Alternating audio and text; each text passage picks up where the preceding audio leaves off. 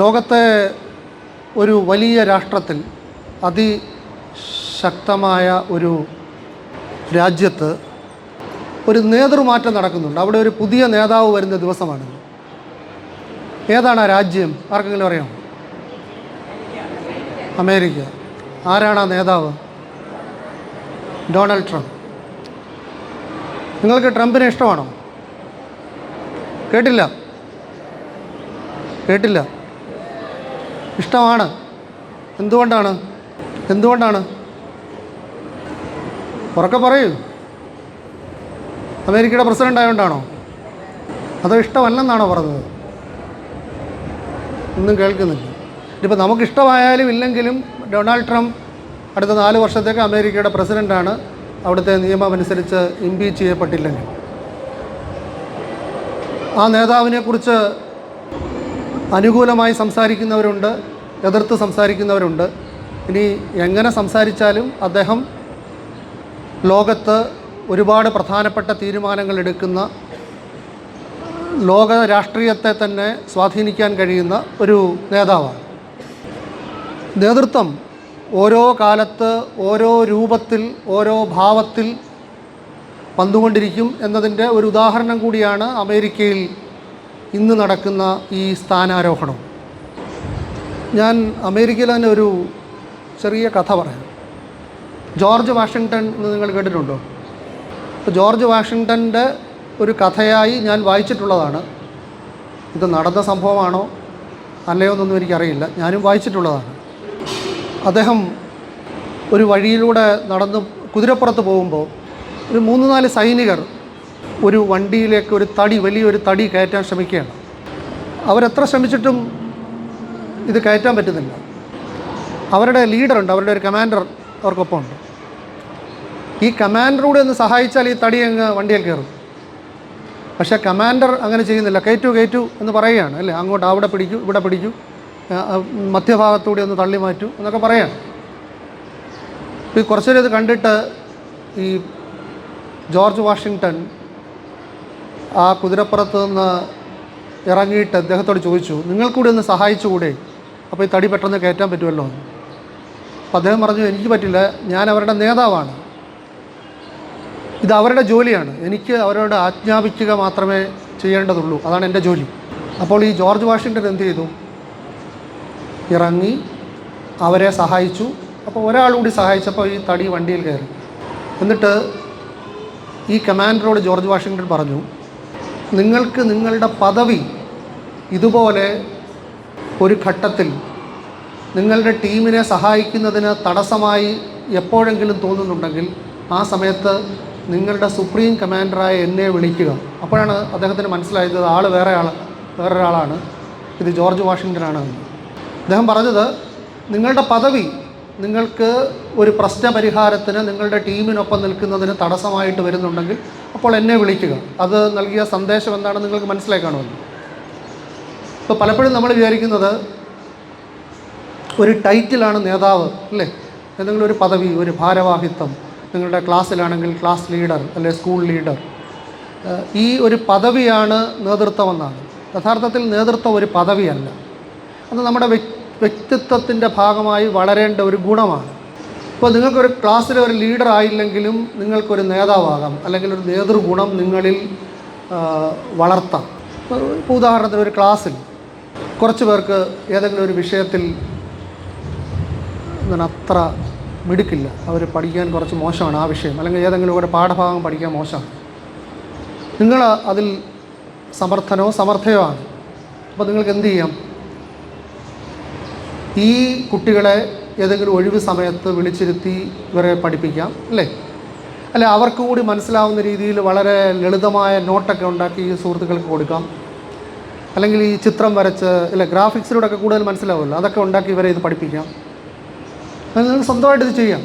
അപ്പോൾ നിങ്ങൾ എന്താണ് ചെയ്യുന്നത്? നിങ്ങളുടെ ഒരു നേതൃഗുണം പ്രകടിപ്പിക്കുകയാണ്, അല്ലേ? ഇപ്പോൾ വീട്ടിൽ അച്ഛനും അമ്മയും പറയാതെ ഒരുപാട് കാര്യങ്ങൾ നിങ്ങൾക്ക് ചെയ്യാം. വീട്ടിലെ ഒരു പ്രശ്നം പരിഹരിക്കുന്നതിന്, അവിടുത്തെ ഒരു ആവശ്യം നിറവേറ്റുന്നതിന്, നിങ്ങൾക്ക് സ്വയം ചെയ്യാൻ കഴിയുന്ന ചില കാര്യങ്ങളുണ്ട്. അങ്ങനെ ഇനീഷ്യേറ്റീവ് നിങ്ങളുടെ ഭാഗത്തുനിന്ന് ഉണ്ടാവുന്നുണ്ടെങ്കിൽ അതും ഒരു നേതൃഗുണമാണ്. ഇപ്പോൾ നിങ്ങളുടെ സ്കൂളിൽ ഇപ്പോൾ ഒരുപാട് പ്രോജക്ട്സ് അല്ലേ, ഇപ്പോൾ നിങ്ങളുടെ ഈ ഓരോ ടേമിൽ കൊടുക്കേണ്ട പ്രോജക്ട്സൊക്കെ ടീച്ചേഴ്സ് തരുന്ന പ്രോജക്റ്റ് ഉണ്ട്. ചിലർ നല്ലതായിട്ട് ചെയ്യും, ചിലർക്ക് നന്നായി ചെയ്യാൻ പറ്റില്ല. അപ്പോൾ എന്ത് ചെയ്യണം? നന്നായി ചെയ്യുന്ന ആളുകൾ അത്രത്തോളം നന്നായി ചെയ്യാൻ കഴിയാത്ത ആളുകളെ സഹായിക്കുന്നുണ്ടെങ്കിൽ അവിടെയും നിങ്ങളുടെ ഒരു ലീഡർഷിപ്പ് പ്രകടിപ്പിക്കുന്നുണ്ട്. അപ്പോൾ നിങ്ങൾക്ക് ഒരു പദവി കിട്ടുന്നതിലല്ല, നിങ്ങളുടെ വ്യക്തിത്വത്തിൻ്റെ ഭാഗമായ ഒരു സവിശേഷ ഗുണമായി വളർത്തിയെടുക്കേണ്ടതാണ് നേതൃത്വം എന്ന് പറയുന്നത്. നമ്മളൊക്കെ ഈ വഴിയിലൂടെ പോകുമ്പോൾ ഒരു വെളുത്ത പ്രതിമ കാണും അല്ലെ, ഒരു ചില്ലിട്ട കൂട്ടിൽ പല സ്ഥലത്തും ഒരു വെളുത്ത പ്രതിമ കണ്ടിട്ടുണ്ട്. ഒരു മഞ്ഞ ഷോളൊക്കെ പുതപ്പിച്ച് ഉണ്ടോ? ചിലപ്പോൾ അതിന് മുകളിൽ ഇങ്ങനെ എഴുതി വെച്ചേക്കും, ഒരു ജാതി ഒരു ദൈവം, ഒരു ജാതി ഒരു മതം ഒരു ദൈവം മനുഷ്യൻ അല്ലേ. അതാരാ ആ വലിയ മനുഷ്യൻ ആരാണ്? ഇപ്പോൾ ശബ്ദം വന്നു. ശ്രീനാരായണ ഗുരു ആരാണ്? 19-ാം നൂറ്റാണ്ടിൽ അല്ലേ, 19-ാം നൂറ്റാണ്ടിൻ്റെ പകുതിക്ക് ശേഷം തിരുവനന്തപുരത്ത് ചെമ്പഴന്തി എന്ന ഗ്രാമത്തിൽ ജനിച്ച ഒരു സാധാരണ മനുഷ്യനാണ്. അപ്പം അത് നമ്മളെപ്പോലെ ഉള്ള അവകാശങ്ങളൊന്നും എല്ലാവർക്കും ഉള്ള കാലമല്ല. എല്ലാവർക്കും അമ്പലത്തിൽ പോകാൻ പറ്റില്ല, എല്ലാവർക്കും ആ ക്ഷേത്രത്തിനടുത്തുള്ള വഴിയിലൂടെ നടക്കാൻ പറ്റില്ല, എല്ലാവർക്കും എല്ലാവരെയും കാണാൻ പറ്റില്ല. അങ്ങനെയുള്ള ഒരു കാലത്ത് അദ്ദേഹം എന്ത് ചെയ്തു? അദ്ദേഹം അതിനോട് സമരസപ്പെട്ടു പോവുകയല്ല ചെയ്തത്, അദ്ദേഹം അതിനെ എതിർക്കാൻ തീരുമാനിച്ചപ്പോൾ നമുക്ക് എന്ത് ചെയ്യാം? നമുക്ക് എല്ലായിടത്തും നടന്ന് പ്രസംഗിക്കാം, ഇങ്ങനെ എതിർത്ത് പ്രസംഗിക്കാം. പക്ഷെ അതുകൊണ്ട് വല്ല കാര്യമുണ്ട്? അപ്പം അദ്ദേഹം എന്ത് ചെയ്തു? അദ്ദേഹം തന്നെ അതിന് മാതൃകകൾ കാണിക്കാൻ തുടങ്ങി. അദ്ദേഹം എല്ലാവർക്കും പ്രവേശിക്കാവുന്ന ക്ഷേത്രങ്ങൾ ഉണ്ടാക്കി. അവിടെ വിഗ്രഹങ്ങൾക്ക് പകരം കണ്ണാടിയും കെടാവിളക്കും ഒക്കെ പ്രതിഷ്ഠിച്ചു അല്ലേ. അദ്ദേഹം അരുവിപ്പുറത്ത് പ്രതിഷ്ഠ നടത്തിയിട്ട് പറഞ്ഞത് എന്താണ്? ജാതിഭേദം മതദ്വേഷം ഏതുമില്ലാതെ സർവരും സോദരത്വേന വാഴുന്ന മാതൃകാസ്ഥാനമാണിത്. അപ്പം അദ്ദേഹം മാതൃകയിലൂടെ ഒരു ദർശനം അവതരിപ്പിച്ചു, അദ്ദേഹത്തിൻ്റെ ജീവിതത്തിലൂടെ, പ്രവൃത്തിയിലൂടെ. ഇപ്പോൾ ലീഡർഷിപ്പ് എങ്ങനെയാണ് ഉദാഹരണങ്ങളിലൂടെ ലോകത്തിന് വ്യക്തമാക്കി കൊടുക്കുക എന്നത് അദ്ദേഹത്തിലൂടെ നാം കണ്ടതാണ് അല്ലേ. അദ്ദേഹത്തെ നമ്മൾ കേരളത്തിൻ്റെ നവോത്ഥാന നായകനെന്നാണ് വിളിക്കുന്നത്. കേരളത്തിൻ്റെ സാമൂഹ്യ പരിഷ്കരണത്തിൽ വലിയ പങ്ക് വഹിച്ച ഒരു വലിയ നേതാവാണ് അദ്ദേഹം. അപ്പോൾ ശ്രീനാരായണ ഗുരു സ്വന്തം പ്രവൃത്തിയിലൂടെ ഒരു ഉദാഹരണമായി ലോകത്തിന് മുന്നിൽ തന്നെ പ്രതിഷ്ഠിച്ച ഒരു നേതാവാണ്. ലീഡർഷിപ്പ് അങ്ങനെയും ഉണ്ടാവും. അതായത് നമ്മുടെ പ്രവൃത്തിയിലൂടെ ആളുകളെ ഇൻസ്പയർ ചെയ്യുക, inspiring others through action and empathy. Empathy എന്താണെന്ന് നിങ്ങൾക്കറിയാം. സിമ്പതി എംപതി തമ്മിലുള്ള വ്യത്യാസം അറിയാമല്ലോ അല്ലേ. അപ്പോൾ അങ്ങനെ എംപതിയിലൂടെ, പ്രവൃത്തിയിലൂടെ, അതിലൂടെ ഉണ്ടാകുന്ന പ്രവൃത്തിയിലൂടെ ലോകത്തെ പ്രചോദിപ്പിച്ച ഒരു നേതാവാണ് ശ്രീനാരായണ ഗുരു. നിങ്ങൾക്ക് ബോറടിക്കാതിരിക്കാനാണ് ഇങ്ങനെ കഥകളിലൂടെ ഈ കാര്യം പറയാൻ ശ്രമിക്കുന്നത്. ഇന്ത്യയുടെ മിസൈൽ മാൻ ആരായിരുന്നു?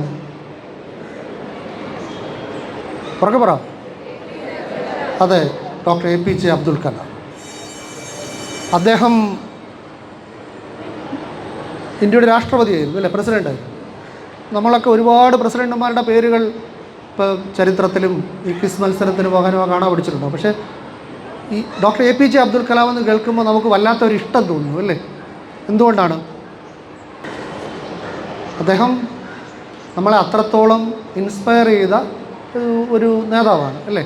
അദ്ദേഹം ഇവിടെ തമിഴ്നാട്ടിലെ രാമേശ്വരം എന്ന് പറയുന്ന ഒരു സ്ഥലത്ത് വളരെ സാധാരണക്കാരനായി ജനിച്ച് ദരിദ്രമായ ചുറ്റുപാടുകളിൽ വളർന്ന് ഈ റോക്കറ്റ് ഉണ്ടാക്കണമെന്നും ഉപഗ്രഹങ്ങൾ ഉണ്ടാക്കണമെന്നും ഒക്കെയുള്ള ആഗ്രഹം അദ്ദേഹം ചെറുപ്പത്തിലേ പറയുമ്പോൾ അതൊരിക്കലും നടക്കാത്ത സ്വപ്നമെന്ന് പറഞ്ഞ് ആളുകൾ കളിയാക്കിയിരുന്ന, നിൻ്റെ പരിമിതമായ ചുറ്റുപാടുകളിൽ നിനക്ക് ഈ തരത്തിലേക്ക് വളരാൻ കഴിയില്ല എന്ന വാക്കുകൾ കേട്ടൊക്കെ വളർന്ന ആളാണ്. പക്ഷേ ഒടുവിൽ എന്ത് സംഭവിച്ചു? അദ്ദേഹത്തിൻ്റെ സ്വപ്നത്തെ പിന്തുടർന്നുകൊണ്ടേയിരുന്നു. ഒടുവിൽ ഇന്ത്യയുടെ വിജയിച്ച ബഹിരാകാശ ദൗത്യങ്ങളുടെ നായകന്മാരിൽ ഒരാളായി അദ്ദേഹം മാറി. പിന്നെ നമ്മുടെ രാജ്യത്തിൻ്റെ നായകനായി അദ്ദേഹം മാറി. അദ്ദേഹം നമ്മളെ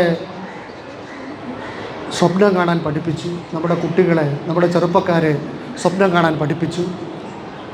അദ്ദേഹം എപ്പോഴും പറഞ്ഞത് നിങ്ങൾ ഓർക്കുന്നുണ്ടാവില്ല, അഗ്നിച്ചിറകുകളൊക്കെ വായിച്ചിട്ടുണ്ട്. എന്നാണ് പറഞ്ഞത്, ഡ്രീം ഡ്രീം ഡ്രീം അല്ലേ? അദ്ദേഹം എപ്പോഴും പറയുമല്ലോ. ഞങ്ങളൊക്കെ അദ്ദേഹത്തെ ഒരുപാട് പരിപാടികൾക്ക് വിളിച്ചിട്ടുണ്ട്, പ്രസിഡൻ്റ് ആയിരിക്കുകയും അതിനുശേഷം. ആ സമയത്തൊക്കെ അദ്ദേഹം അവിടെ ഉള്ള സദസ്സിലുള്ളവരോട് സംസാരിക്കുമ്പോൾ പറയുന്ന ഏറ്റവും പ്രധാനപ്പെട്ട കാര്യമാണ് ഇത്, ഡ്രീം ഡ്രീം ഡ്രീം.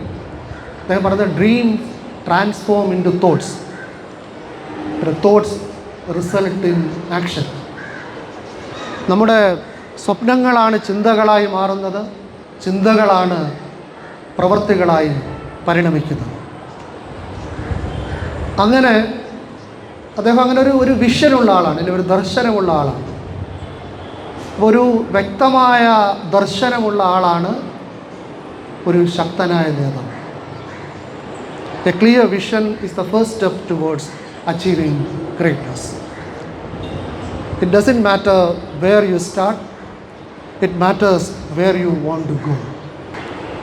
ഏറ്റവും ചെറിയ പ്രായത്തിൽ നൊബേൽ സമ്മാനം കിട്ടിയത് ആരാണെന്നറിയാമോ? ആരാണ് ഏറ്റവും ചെറിയ പ്രായത്തിലുള്ള നൊബേൽ ജേതാവ്? അറിയില്ല? മലാല യൂസഫ്സർ. 17-ാമത്തെ വയസ്സിലാണ് നൊബേൽ സമാധാന സമ്മാനം കിട്ടുന്നത്. അവർ ആ അവാർഡ് കിട്ടുമ്പോൾ എന്താണ് പറഞ്ഞതെന്നറിയാമോ? This award is not just for me,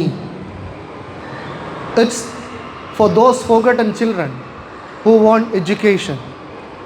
It's for those frightened children who want peace. It's for those voiceless children who want change. ഈ അവാർഡ് എനിക്ക് മാത്രമുള്ളതല്ല, ഇത് സമൂഹം മറന്നുപോകുന്ന, വിദ്യാഭ്യാസം ആഗ്രഹിക്കുന്ന കുട്ടികൾക്കുള്ളതാണ്. അത് സമാധാനം ആഗ്രഹിക്കുന്ന, പേടിച്ചരണ്ട കുട്ടികൾക്കുള്ളതാണ്. അത് മാറ്റം ആഗ്രഹിക്കുന്ന, ശബ്ദമില്ലാത്ത കുട്ടികൾക്കുള്ളതാണ്. എന്താണ് മലാല ചെയ്തത്? പാകിസ്ഥാനിൽ താലിബാൻ്റെ നിയന്ത്രണത്തിലായ സ്വാത് താഴ്വരയിൽ പെൺകുട്ടികൾ സ്കൂളിൽ പോകുന്നത് വിലക്കിയപ്പോൾ അതിനെതിരെ പോരാടി.